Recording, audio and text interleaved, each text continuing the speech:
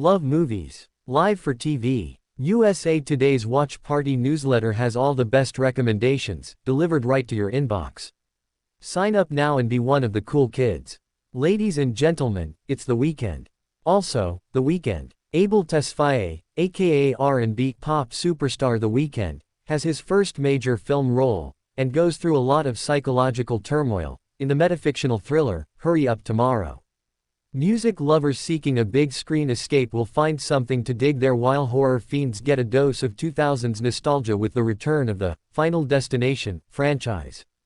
And while we're revisiting the past, those who still keep a torch burning for Lost will be glad that Josh Holloway is back in another TV series, and teaming with J.J. Abrams again, with the 1970s set crime drama, Duster. Now on to the good stuff, like Millennial, Purple Rain, with some American Psycho, and Misery, thrown in. Hurry Up Tomorrow features Abel Tesfaye, aka The Weeknd, playing a fictionalized version of himself in a deep-dive character study on the pressures of fame. His toxic manager, Barry Cogan, pushes him to party when he should be resting, and at a low point in his professional life, the singer meets a young woman with her own issues and, consequently, finds new perspective under duress. I talked with Tesfaye at CinemaCon about acting versus music, and for a new feature, the singer spoke about how film was his real, first love. Tesfaye says he implemented the DNA of cinema in his many music videos, so The Weeknd, to me, is just one long film that was like a never-ending, 15-year movie. It's been 25 years since the first, Final Destination, in which Devon Sawa, Ali Larter and other young actors of their time played teens who didn't get on a doomed plane but fate still doled out a horrific end. Fast forward to today, and there's another bunch of kids cheating death, this time, indirectly, only to meet their maker in brutal and gory fashion with Final Destination Bloodlines. My fellow horror nerd Brendan Morrow chatted with the Bloodlines filmmakers about how the new Destination switches up the franchise formula, revisits scenes from movies past, and creates deaths that'll make you paranoid about mundane aspects of life. The key thing is starting with something that's very relatable, that all of us experience every day, that's not fantastical minus it's something that you'll run into during your daily life, director Zach Lipovsky says. And then figuring out how to ruin that for you. Losties, rejoice. Josh Holloway is back on TV in the new series, Duster, playing a mafia wheelman recruited by the FBI to take down an Arizona crime lord.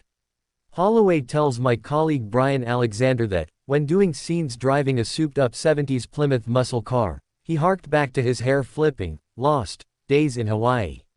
I learned how to work with the wind as Sawyer, just so you can get the damn take, he says. You have to do your dialogue into the wind to avoid your best takes being ruined because you're chawing on a chomp of hair.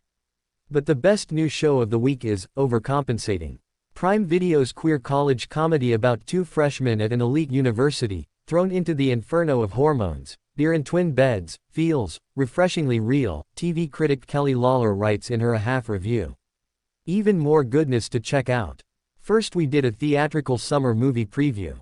Now it's time to look ahead to all the streaming films you'll want to see in the coming months, from Adam Sandler's Happy Gilmore 2 inches to an animated Predator flick. I'm pleased to report that Tom Cruise's new Mission Impossible is as epic as you'd want for a potential franchise finale. More on The Final Reckoning next week. Lots of news out of TV upfronts this week, including Peacock's The Office spin-off, NBC's Daniel Radcliffe era and Fox's Masked Singer, less fall slate. Fingers crossed that ABC does the right thing and decides to have more Dr. Odyssey in the upcoming season. Nobody 2 inches combines Bob Odenkirk's returning suburban assassin with a vacation movie. Check out the new trailer. And because everything old is new again. Welcome back, HBO Max. Got thoughts, questions, ideas, concerns, compliments or maybe even some recs for me? Email btrute@usatoday.com and follow me on the socials. I'm at Briantrute on Blue Sky, Instagram and Threads.